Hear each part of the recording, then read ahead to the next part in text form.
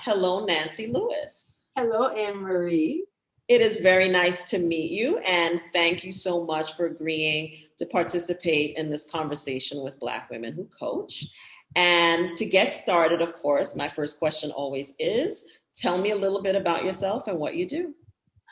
Well, I am Nancy J. Lewis. I am the president of Progressive Techniques Incorporated, and I grew up in Indiana, so I'm a northern girl but moved to the South, lived on the East Coast for a couple of years, been in business for over 20 years, love what I do. I know my passion and purpose and what God has called me to is encouraging people through training and development workshops and seminars and executive and business coaching, and I love it. I mean, I write some books as well, but I really, when people have aha moments and when companies have aha moments where people see things differently, that is so rewarding for me. So I feel blessed to walk in my purpose. Wonderful. And what inspired you to be a coach? Well, I think when I taught Dale Carnegie courses years ago, I realized Dale Carnegie was an opportunity to really help people and always look for the positive of what they were doing. And so that just said, if you can do that with people and you can really help turn them around, so that's a very positive thing. So that was really the impetus, I think, where the seed was planted to want to be able to do that. Okay. So you are a coach. Tell me why you think coaching is important. Why is it something that is important for a person to take on as a vocation?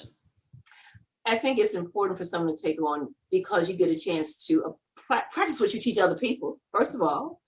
But sometimes it puts stuff, you're telling people what they need to do and you're helping or you advise them. Because I tell people, you don't tell them. You advise people, you make comments, you ask questions, you do a lot of asking questions, making people think. And so I think we have to, in doing that sometimes when you're asking a question, you have to ask it of yourself as well.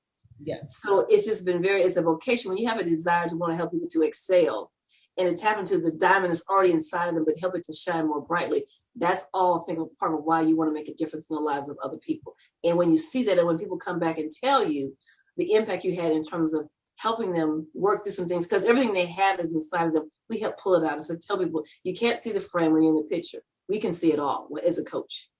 So that's some of the impetus, I think, is a vocation. If you have a desire to really want to help people and really help them tap into the greatness inside of them, this is something that will help you do that. And, as a Black woman who's a coach, in your opinion, does it matter whether, to have a Black woman as a coach? And if so, why would you say that it matters, or is it a value added? I think in some cases with some people who have selected me because I was a Black woman, because they were the situations that they were dealing with in their companies necessitated them having someone who could understand and share some insights about how to navigate that without sometimes losing their career.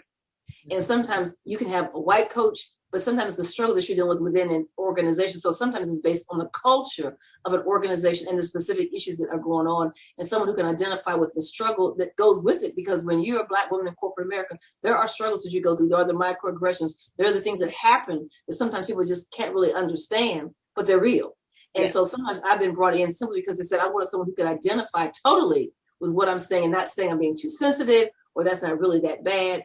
Because again, if it doesn't touch you, sometimes it doesn't impact you. So I think there are times when it's certainly very advantageous to have a Black woman as a coach when you're a Black person, because there are things you can identify with that someone who has not walked the walk cannot.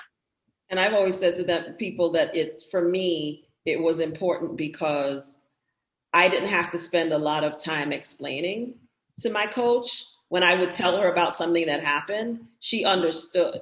Right. And helped me even name some of the things that I was experiencing, was having trouble articulating what it was, but I knew how it made me feel, right? Mm-hmm. And while other people would tell me, make me feel like it was in my head and I was making it up and that I was just overreacting or reacting in a problematic way to something. But she was able to say, okay, that happened and this is how it made you feel and this is why, because she knew, and had experienced some of those things herself. And I think that's the thing, is that we have a shared experience as Black women that is unique and specific. And it's not something other people can really understand because they're not in it. If you don't experience some of these things, you simply just don't understand what they are. You can't connect. As much as and sometimes it's like you're being too sensitive, which some people have been told, you're too sensitive. They didn't mean it that way. It was just a joke. And I said, when you're on the other end of the joke, sometimes that doesn't feel good. It's an ouch moment. It's not a joke for you. So again, to your point, you don't have to spend time explaining because we get it. When you say this is what happened to me in a meeting, I made a comment, and I came out of aviation, so I certainly can remember working in aviation in HR, and sometimes I make a comment being a part of the leadership team, and they would say, that's nice. And then John would say something, they would just put it down. And I say, excuse me, time out, pause. Okay. And again, I chose my battles carefully, because every time that happens, you cannot fight every battle. So I chose it very carefully when I needed to say something. But I say, pause, time out. Can we just do a timeout? They say, yes. And I'd say, well, how is it that I said the same thing John said, 15 minutes ago, and no one jumped up and down for me. And now he says, and everyone's so elated. And they say, you said that? I'm like, yes. The problem is, why didn't you hear me? Yeah. And we've all had that experience, because I'm sitting here nodding because it happened to me so many times. And again, yes, you name it, and then you're angry, or you're this, or you're that, for even naming the thing, right? And it's like, I literally just said that 5 minutes ago, and everybody was like, yeah. And then, Brad says the exact same thing, probably because he just heard me say it. And everyone's like, that's a great idea, Brad. We should do that. And then when you say, well, wait a minute, I literally just said the same thing. It's like, you did? Or, okay, fine. Well, why are you being so sensitive? Right? Yeah, I would say deer in the headlights, because I would just get the deer in the headlights. I said, the problem is, I said, this is just a point of growing. I said, because as an HR person, my role is to help everyone to grow. I just need to understand why you didn't hear me. I said, and the question for you is to analyze why you didn't hear me. And we can carry on. Let's carry on. So what qualities would you say a client or a person looking for a coach should think about when they're selecting a coach, whether they're selecting a coach specific to the kind of work you do, or just generally looking for a coach? What would you say that are the qualities they should look for? Someone who is going to hold them accountable. Mm-hmm. Someone who's not afraid to call them on task when they do something. Someone who has some experience, a variety of experiences in terms of life. Because I think as a Black person, there's just a lot of experiences we have, sometimes whether they get shared or not. There's a lot of things we've encountered sometimes that we don't share because it's not relevant or it's not important in that moment. But I think the fact that we have a lot of things we've encountered, we've had to overcome, knowing sometimes you got to be twice as good to get recognized. Sometimes you'll get bypassed, and being okay with that, learning how to navigate and help people to realize, get out of your feelings. Mm-hmm. Sometimes help people get out of your feelings. These things happen. These are real. But if you allow your feelings to take over, sometimes you will derail. You'll derail your career. So basically just being a listening ear, sometimes asking questions and you have to have great listening skills. You have to be willing to listen, not just what people say, but what they're saying that's not being said sometimes. So that empathy, that EQ, and being certified in emotional intelligence, it allows me sometimes to play back what I feel their emotions are, to connect with them. Yeah. I think what you said about accountability is really critical, and the listening, because you know what I found, and I'm not a coach, and I have no problem telling people that, but I had really great coaches. I mean, I live in Mexico now, and I say that to people all the time, and I'm living my best life because I had 2 Black women who made this possible for me. And my coach really did not let me get away with very much of anything. She was, I'm a very type A person, but she knew how to deal with me. And she would be like, whoa, you didn't answer the question, or you didn't do the exercise. Okay, so then we're going to do it now, right? And she listened, she held space for me, she validated me, but she also held me accountable for the things that I had control over, and for making choices and decisions to deal with the things that I had control over, and not to just be like, poor me, all of these things are happening to me and I don't have any control over it. So I do think what you said about accountability, and also listening, not to just what people say, but sometimes what they're not saying, is really, really important. So accountability is really important, because sometimes people, when they even interview me, they'll say, so you hold me accountable? I'm like, no, you hold yourself accountable. I will ask you, did you get what you said you were going to get done? Mm-hmm. And then if you didn't, I'm going to ask you what got in the way. Mm-hmm. Mm-hmm. Because it wasn't something that needed to get in the way, or something that was a choice, or something that you could have gotten through. And I said, so I'm just going to ask you questions. What got in the way? And then you're going to tell me what got in the way. And then we're going to discuss it from there. Yeah, you're serious. I said, we just. I like that though. We're going to just say, otherwise the work won't get done. You won't get the work done that you hired the coach to do in the first place, if they're not willing to be firm with you and be like, we need to do this so that you can be successful, right? Absolutely. You have to have the accountability. What kind of person would you say should hire you as their coach? Someone who realizes that they are already a star. They just want their diamond to shine bright, the diamond to shine brighter. Because people who have a desire to excel, because I saw a quote the other day that says, seek excellence, not perfection. Yeah. And I said, because if you seek excellence, perfection can come.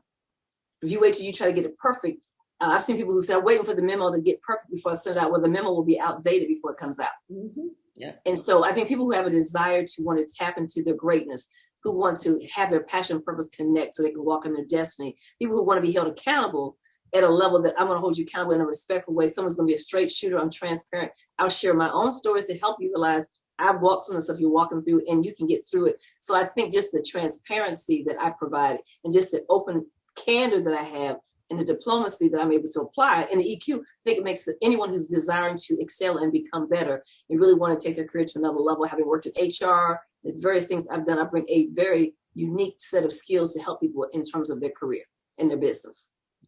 And so what are you up to right now in your business that you would like my audience to know about? What like projects, products, would you like to highlight or tell us about that you're doing?